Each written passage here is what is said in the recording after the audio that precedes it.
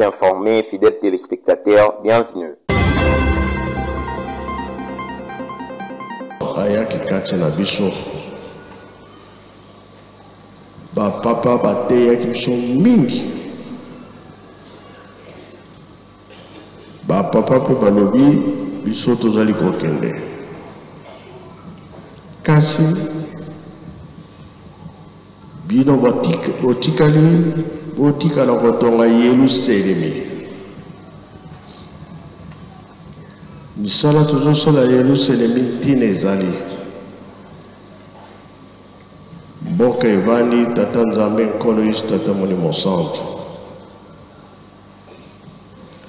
biso na biso tokomona bango te, bango bazali komona biso kamba bapesi biso nzela. Lelo tozokota na biso ndenge tolingi, tozovanda na biso ndenge tolingi po programme ezali ya botongi. Oyebi misala maboko sala nyonso oyo oyebi yaka na yo tosala misala ensemble. Kasi kuna tozokokende kozala ndenge mosusu na discipline moko ya makasi.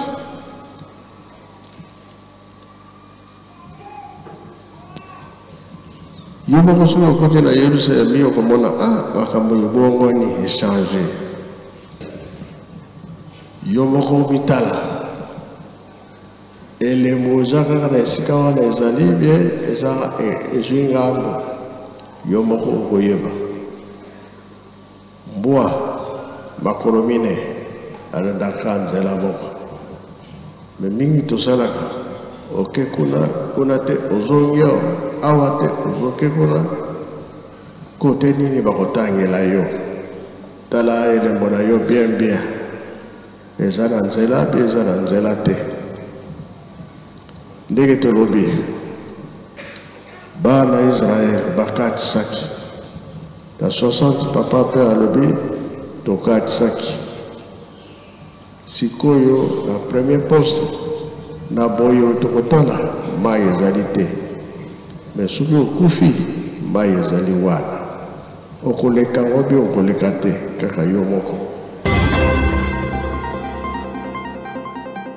Les fidèles kimbanguistes de la paroisse de Kingaboa, commune délimitée, ont répondu massivement au kit dominical du 29 septembre 2024 qui a connu la participation du secrétaire provincial, le révérend Évariste Kabir. Dans son homélie, la diaconesse Nzumba Mayamba Hortense a utilisé les livres des psaumes de David 1, 1, 2, Exode 21, 17 et Matthieu 5, 1.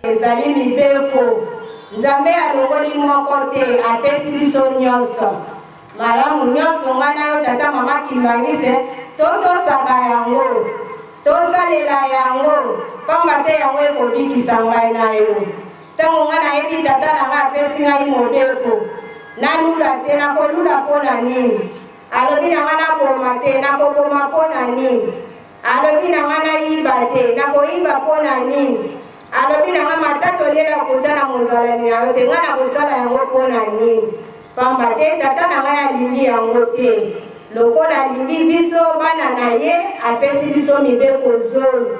Le secrétaire provincial, le révérend Évariste Kabia, a martelé sur la prédication du jour. Tomilengele biso banso sorotali na kati na mokanda Deutéronome chapitre 12 verset 5 à 7 balobi te esika tozali kokende nde ezali esika nzambe tata nzambe mwana nzambe molimo santu bavandi kuna nde tozokende kopesa lokumu mpe nkembo tokolia nde mesa moko tokovanda na esika moko tokopesa mabonza nani yango wana papa Simon Kimbangu Kiangala. S'en est suivi le défilé du drapeau par le mouvement social de la surveillance kimbanguiste. Dans le cadre des préparatifs des festivités du 12 octobre 2024, une grande compétition de collecte de fonds appelée Tinchani a été organisée dont le prix a été remporté par des cellules, je cite, respectivement première et deuxième. À la fin, les deux chefs des cellules victorieux et la présidente de la grande chorale des dirigeants Kingaboa ont livré leurs impressions devant la presse. Tant que nous ne sommes pas passés à organiser la compétition, biso cellule mbamu tozala toujours premier. Et c'est pourquoi Nambala Oyo, tozali na phase suka tozali le 12 octobre. Tout le monde a dit que Sengeli biso to maintenir le sika na biso. Tozali na tranche ya le 8 juillet ba champion na tour Oyo pe tozali le 12 octobre tozali déterminé tolia ki nzeta bololo na souci Oyo tata molimo centre tozali ko senga biso tango nyonso yango nde sali ke to gagner. Tobima premier lisusu lelo tozwi 13 chaises donc papa passer la pesi na biso bana mbaba. Message na nga nazana ngo pona bana selile ya nzadi tosala makasi tosuka kaka wana te me tomata lisusu lokola dimanche elekaki tomataki oyo tomati mpe lisusu likolo donc epesi nga esengo moko ya makasi ya koleka mpo nazali mwasi na kati ya mibali donc papa bamatwila aboti kaka mwana moko ya mwasi mpe apesi ye ndoi José donc biso mpe yango wana tosali mpe makasi toganye do babenga ngai finiki do nazali mwasi moko na kati ya mibali bachef de seni nyonso mwasi kaka nga moko naza na esengo mpenza ya koleka topesi nanu bana kora de jeune nyonso likambo merci po toparticipe topesi bikateli ya papa ndenge asengeli bao balali bana moko oya tosala mosala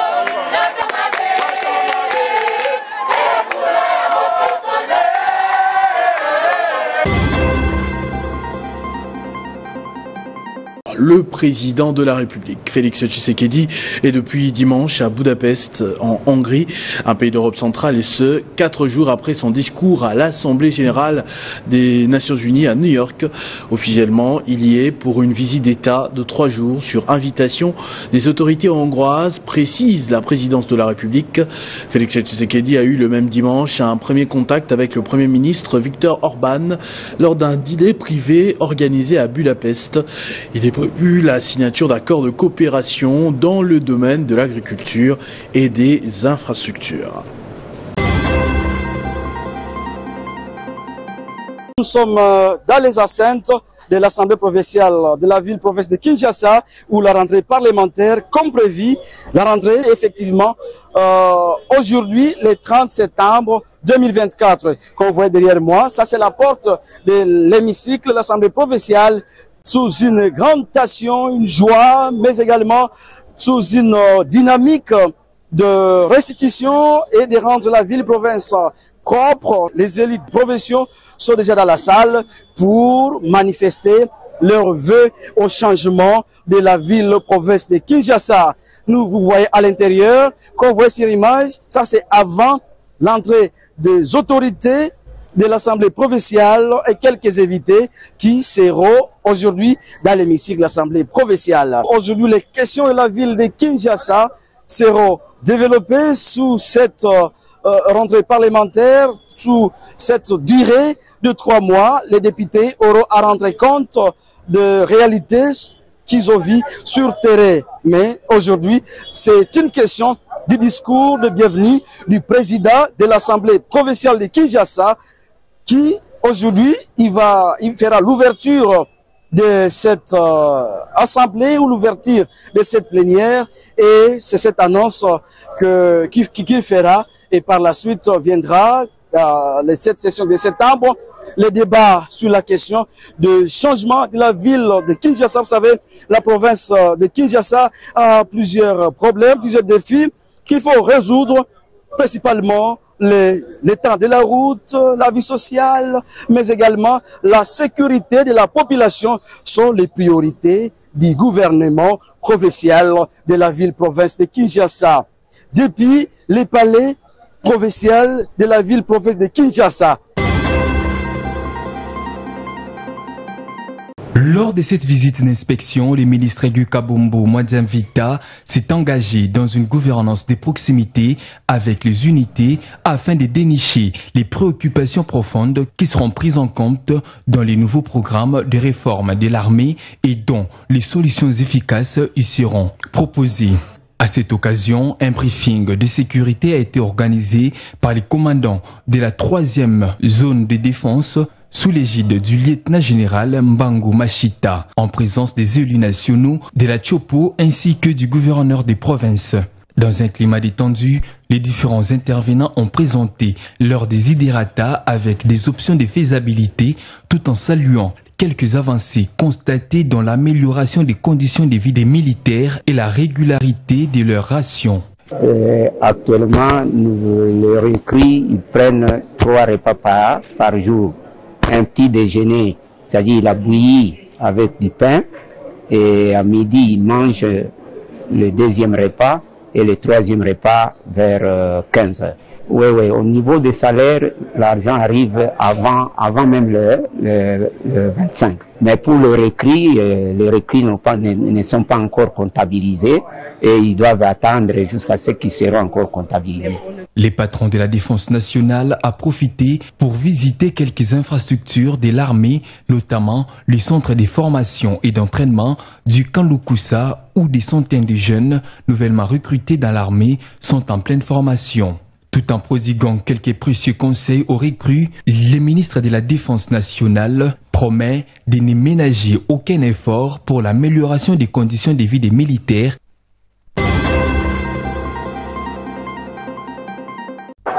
Ce rapport basé sur les données recueillies dans les provinces du Nord et Sud Kivu, Maniema, Ituri et Kasaï central montre que l'Organisation des Médecins sans frontières a pris en charge près de 17 000 victimes entre janvier et mai 2024, rien qu'au Nord Kivu. Les premières victimes sont les femmes et les filles déplacées des guerres en raison des combats entre l'armée congolaise et les rebelles du M23. Face à cette situation, les MSF lancent un appel à une action urgente de la part des autorités congolaises, des organisations humanitaires et des bailleurs internationaux au respect du droit international humanitaire en interdisant les violences sexuelles et en garantissant la sécurité dans les camps des déplacés pour l'amélioration des conditions de vie, mais également au renforcement massif de la prise en charge des victimes au niveau médical, psychologique et juridique. Tout ceci avec un financement à long terme pour garantir la continuité des soins. Par ailleurs, l'Organisation des Médecins sans frontières appelle à des actions concrètes et immédiates pour enrayer ce fléau, mais également protéger les populations civiles, notamment les femmes et les filles considérées comme les premières victimes. À quelques jours de la rentrée scolaire 2024-2025, le climat dans les marchés d'Omagno est morose. Pas d'engouement du côté des parents d'élèves pour l'achat des kits scolaires. Les vendeurs des uniformes scolaires prêts à porter, des tissus non cousus et autres fournitures scolaires se plaignent de la mévente. On ne vend pas, il n'y a pas le marché.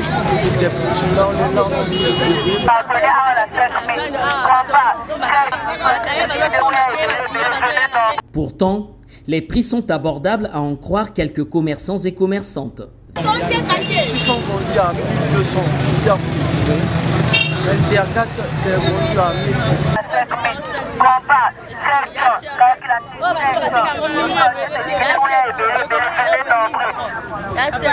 Dans le marché Tembena Bambanda à Mikalou, dans le 6e arrondissement Talangaï, les vendeurs ambulants sollicitent l'indulgence du commissaire central du dit arrondissement de leur accorder juste le mois d'octobre pour écouler leurs fournitures scolaires. Na la rentrée, moi, boyali moment to profita ka pour que to ta dit pour que to tangisa, moi bana wana, to moi kaye to moi big réaction. Mais nazo demander na papa King, pardon papa bana. Ayo ka bana ne mawa. Na yebi ke papa moboti. Ati kabiso ata même si alobi ke na kotanda na ko tanda te. Mati ka foto tamsa ka biloko na maboko ya kotambusa. Boti ke la biso ata kenke Nicolo.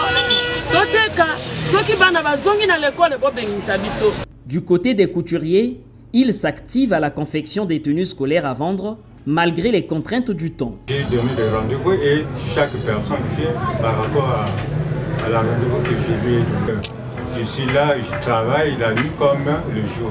C'est le mardi 1er octobre prochain que les élèves vont reprendre avec le chemin de l'école sur l'ensemble du territoire national congolais, conformément à la disposition arrêtée par le ministre de l'enseignement préscolaire, primaire, secondaire et de l'alphabétisation Jean-Luc Moutou. Accompagnant la vision de l'exécutif provincial dans l'opération Zéro Trou à Matadi, le maire de Matadi, Dominique Kodiambete, a accompagné ce samedi 28 septembre le gouverneur des provinces à la visite des différents chantiers lancés à Matadi. Tout a commencé sur les tronçons routiers reliant les ronds-points Bouima au rond-point Simokimbangu, où les patrons de la ville, ensemble avec le chef de l'exécutif provincial, ont constaté l'évolution des travaux.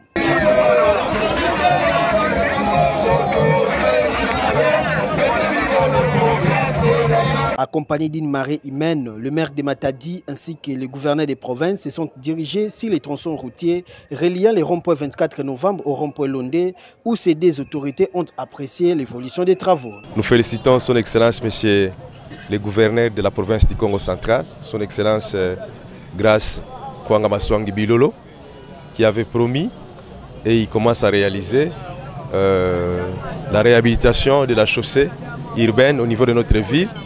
Vous avez vu même suivi quand nous avons circulé. Il y a déjà des chantiers comme ça, la route de Bouima et puis la route au niveau de Karedjaf, là c'est la nationale numéro 1.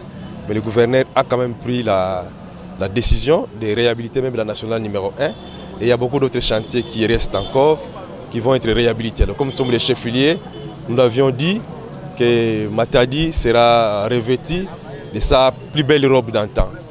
Depuis 1960, je l'ai dit, je le répète toujours, on n'a pas eu l'initiative de construire des routes dans la ville de Matadi. Maintenant, la vision, c'est de construire de nouvelles routes aussi qui vont aider la ville à respirer. Parce que souvent, comme ce sont les mêmes routes que les Belges nous ont laissées, chaque fois avec beaucoup de ports que nous avons dans cette ville, beaucoup de véhicules poids lourds circulent dans cette ville. Alors avec ces problèmes de route, nous enregistrons souvent des embouteillages dans cette ville de Matadi. Mais quand il faut ouvrir de nouvelles routes, ça va nous aider à diminuer les embouteillages dans la ville. Donc voilà ce qui nous fait plaisir aujourd'hui quand lui-même le gouverneur s'implique, s'engage, il est avec nous pour la ville de Matadi parce que c'est quand même les chefs-lieux. Toutes les institutions sont ici, donc c'est une très bonne chose. Notre population d'être patiente parce que vous voyez quand il y a des travaux comme ça qui se réalisent, on bloque parfois une partie de la chaussée, ça crée des petits bouchons, donc il faut être patient même. Nous allons nous lever pour accueillir le maire de la ville de Matadi sous vos acclamations. Soyez les bienvenus, monsieur le maire. Le maire de Matadi, Dominique Kodiambité, a répondu présent aux différentes cérémonies de collation des grades académiques et des clôtures de l'année de quelques universités et instituts supérieurs ce samedi 28 septembre. De prime abord, le patron de la ville a commencé à l'Institut supérieur des sciences infirmières, ici en cycle, qui a célébré ses 30 ans d'existence et par la même occasion, la cérémonie de collation des grades académiques des lauréats dans les différentes filières qu'ils organisent.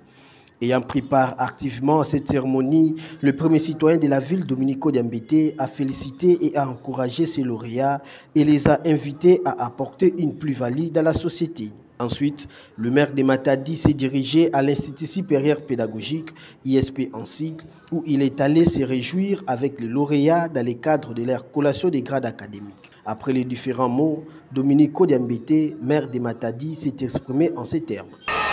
Nos hommages les plus déférents à notre président de la République démocratique du Congo, son Excellence Félix Antoine Tshisekedi Tshilombo,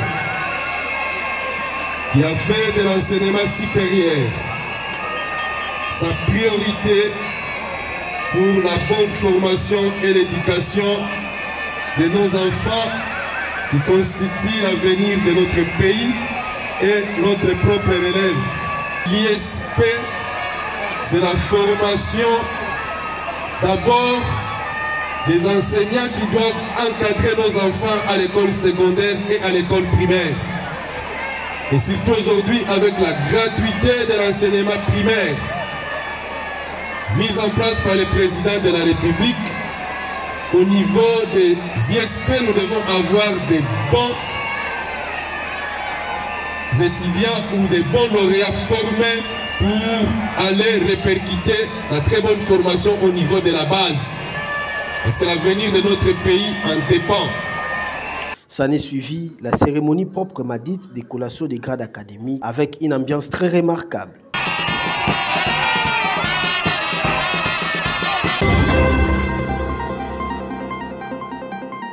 en Asie du Sud, précisément au Népal, où au moins 101 personnes sont mortes et 64 autres sont portées disparues dans des inondations et glissements de terrain causés par des pluies diluviennes, selon la police qui a communiqué ce dimanche. La capitale Katmandou est plus particulièrement touchée. Plus de 3000 membres de forces de sécurité ont été déployés à travers le pays, équipés d'hélicoptères, voulais-je dire, et de bateaux à moteur pour porter secours aux victimes. Ligue nationale de football 2024-2025, les stades qui vont abriter la nouvelle saison du championnat national et les affiches de la première journée connues. Il s'agit du stade de Martyrs de la Pentecôte, il s'agit du stade de Martyrs et le stade Tata Raphaël pour Kinshasa. Lubumbashi dans la liste avec 3 stades, dont les stades TP Mazembe, les stades Kibasa Maliba et les stades Kikola. Les stades de Gênes à Kananga, le stade Joseph Kabila et les stades Dominique de Koloï. Et pour les affiches de cette première journée qui débute le 4 octobre, la Sekouya sera reçue par Renaissance. Un jour après, Blessing va recevoir Tanganyika, Don Bosco US Panda, Simba Sangabalende, New Jack Maniema Union, Étoile de Kivu. Dauphin Noir, les tout-puissants Mazembe va accueillir Malol, Céleste sera face à Daring Club Motema Pembe, Lubumbashi Sport va accueillir les groupes Bajano, les Aigles du Congo, Daring Club Motema Pembe va accueillir Céleste. Et le 6 octobre, le groupe Bajano sera reçu par Lubumbashi Sport, les Aigles du Congo vont accueillir les Anges Verts, les FC Saint-Éloi Lupopo, pareil pour les FC Saint-Éloi Lupopo qui va accueillir Chinkuku et l'AS Vita Club, qui lui aussi va accueillir Bukavu Dawa.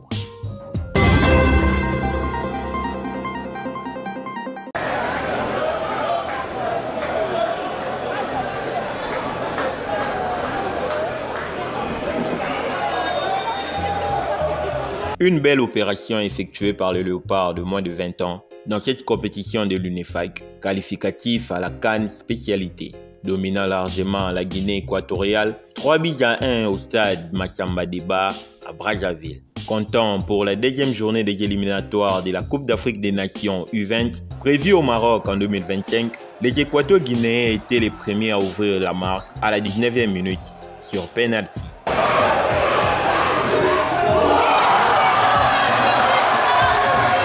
Il a fallu attendre l'étage additionnel de la première période pour que le Léopard revienne au score grâce à Kevin Makoko.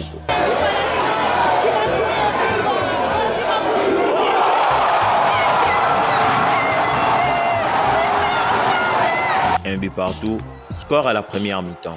Au retour des vestiaires, Tony Kalassi à la 51e minute corse l'addition pour la RDC.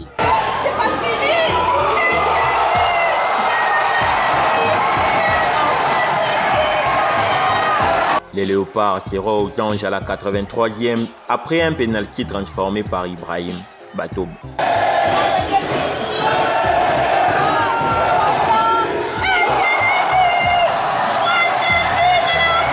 Bravo aux garçons et rendons toute la gloire à Dieu car nous venons quand même de loin, de très loin même. Dixit, Guy Boukassa, sélectionneur de Léopard U20. Bravo aux garçons et nous rendons toute la gloire à Dieu parce qu'on sort quand même de loin. Je ne cesse de le dire depuis qu'on est arrivé ici, on n'a pas les mêmes armes que nos concurrents. Et ça peut se remarquer rien que quand les équipes sortent. Vous voyez qu'en termes numéraires, on est bien en infériorité. Donc les garçons, ils ont été forts mentalement et ils ont su appliquer le plan qui a été proposé hier lors des entraînements pour mettre en difficulté cette équipe guinéenne qui malgré tout a proposé une très belle résistance en face. Bien sûr, elle nous a menés au score. On est resté sérieux sans s'écarter de notre objectif qui était d'arracher les 3 points. Donc je pense qu'en résumé, les garçons ont été très sérieux et ils ont pris en compte les attentes de la République parce qu'ils sont ici au service de la République et voilà, ils se sont battus jusqu'au bout. Grâce à ce succès, le Léopard se qualifie en demi-finale où il va croiser les fers. C'est mardi 1er octobre avec le Cameroun, toujours au stade Massamba Deba.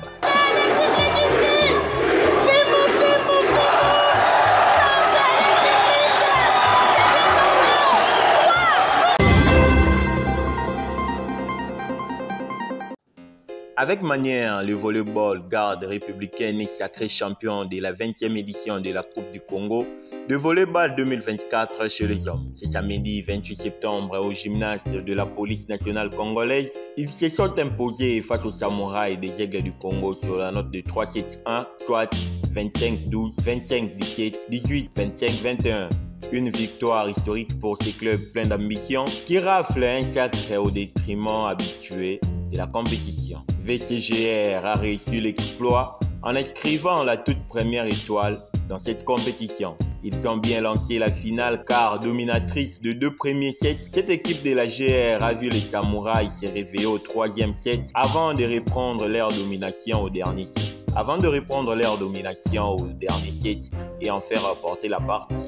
Au finish, ils sont sacrés champions de la 20e édition. Notons que cette compétition a débuté du 20 au 28 septembre. Au total, 8 équipes chez les hommes ont bataillé pour un titre. Cette victoire permet au VC de la GR de détrôner les VC Espoir tenants du titre de la dernière édition. Malgré leur illumination, au classement général, c'est VC Espoir qui grigole toujours à la tête du palmarès avec 7 étoiles, suivi des Forces Terrestres 6 étoiles. Par ailleurs, chez les dames, c'est le VC La Loi qui a réussi à faire sa loi. Comme qui dirait leur dénomination serait éternelle. Elles sont sacrées championnes. Il convient de souligner qu'aucune équipe du Lualaba n'a réussi à franchir la finale comme cela est une coutume chaque saison.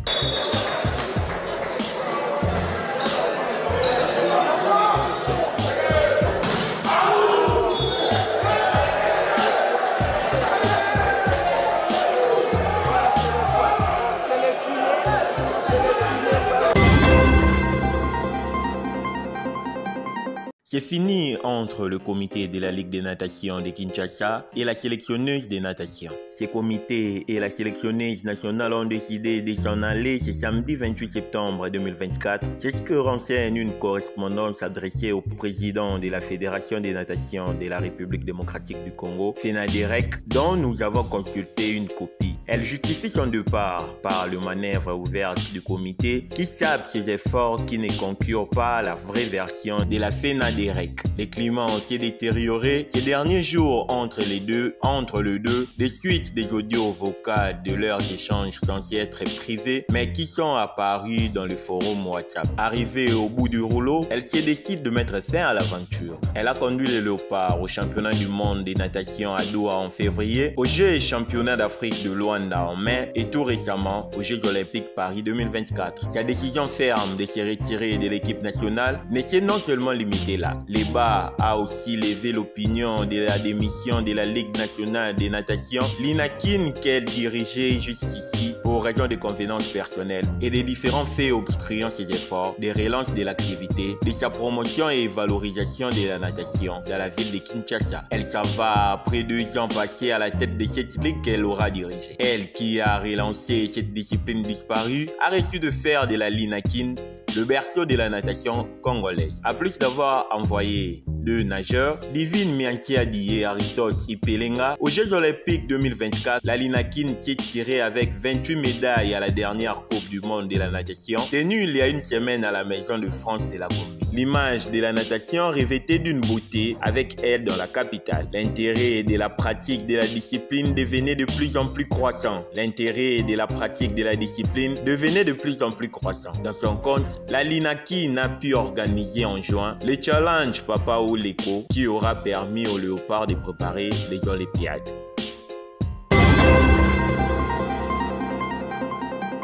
CAN Box 2024, les Léopards Box de la République démocratique du Congo prendront part au championnat d'Afrique des nations de la discipline du 14 au 27 octobre à Kinshasa. Pour cette 21e édition du championnat d'Afrique de boxe qu'organise la République démocratique du Congo pour sa toute première fois, la sélection dans les 2 versions se prépare comme d'habitude en plein air au stade de Martyrs de la Pentecôte. On n'organise pas pour perdre, on ne peut pas organiser et laisser toutes les médailles partir. Nous voulons que toutes les médailles restent au Congo, a déclaré le général Ferdinand Ilunga Luyoyo, président de la Fédération congolaise de boxe. C'est une grande fête pour la jeunesse congolaise, c'est une grande fête pour l'Afrique en général.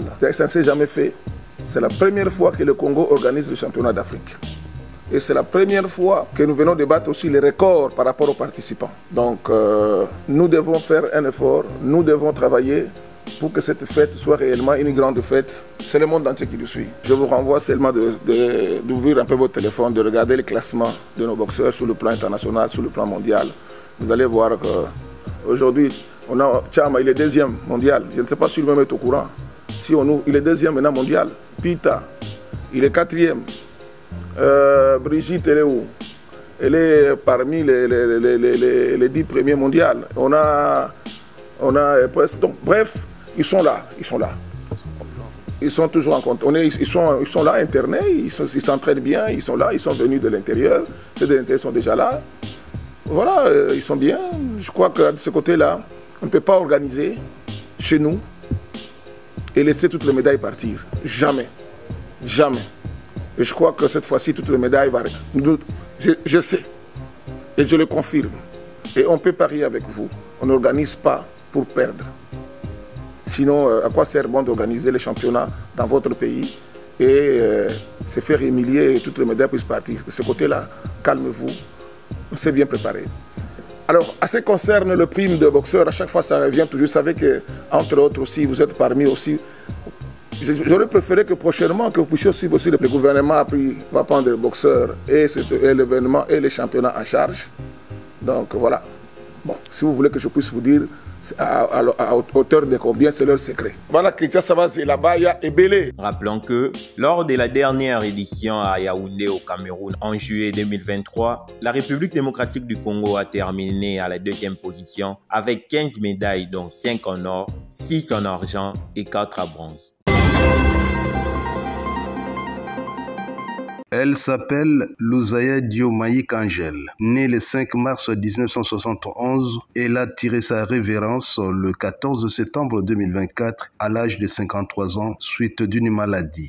Membre du groupe des volontaires kimbanguistes, choriste du groupe théâtral kimbanguiste GTK en sigle Matete. Membre de la famille, amis et connaissances étaient présents à ces rendez-vous si cruels et tristes dans la paroisse de Matete le samedi 28 septembre 2024. Ne pouvant se contenir dans cette douleur de séparation, l'époux de la défunte, Papa Albert Kitondo, a lu son mot devant cette marée humaine qui est venue les assister, dont la tristesse et la désolation s'est lisée dans leur visage. Tout au long de notre union, qui a été une épouse fidèle, modèle, polie, généreuse, serviable, respectueuse, simple et douce, bien que sévère pour l'éducation et l'instruction de nos 5 enfants, qui prophétisait toujours dans nos échanges, je cite, si la mort nous arrive aujourd'hui, il y a le B, comme ainsi il m'appelait, je demanderai au Seigneur de me prendre la première, car je ne saurais pas supporter toutes les moqueries éventuelles attendues des gens qui attendent notre malheur. Malgré les efforts physiques et spirituels fournis, ton rêve s'est concrétisé. Nous disons merci Seigneur pour avoir permis cette séparation. Il sera suivi des décès des enfants et les représentants de la famille. C'est vraiment une journée ordinaire chez moi et c'est pour moi la plus belle chose que je puisse recevoir. Maman était une amie formidable, voilà pourquoi nous n'avons pas besoin de nous refuser sur les gens, parce qu'elle était le refuge par excellence, c'était l'amie de tous les temps. Tu peux lui dire tout, qu'elle va ou pas, tu sais que maman sera là. Quand tu as un problème, tu sais que maman sera là. En tout cas, en tout temps, c'était notre amie, nous l'avons énormément aidé. Là maintenant, tout ce qu'on fait, c'est prier pour son âme, parce qu'on sait que le Seigneur, quand il descend, va juste au-delà de la nuit.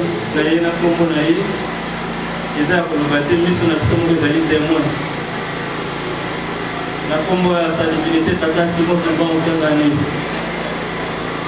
Je remercie Binomio Soneng Boyota la Bissou. Pour la maman Angèle, au revoir. Notons que ces obsèques a connu la présence de l'épouse du conseiller direct Papa Bitouvidi Kianganizako. Les dépôts de gerbes de fleurs manifestent l'amour et l'attachement, mais surtout la considération que ce monde présent à ces obsèques avait à l'égard de l'illustre disparu, Maman Luzaya Diomayi Kangel. Les cris de pleurs, la tristesse lors de la levée du corps de l'illustre disparu. C'est au cimetière de Kimberley Memorial Park, l'endroit et l'adresse choisie qui reposera désormais en paix Maman Luzaya Diomayi Kangel.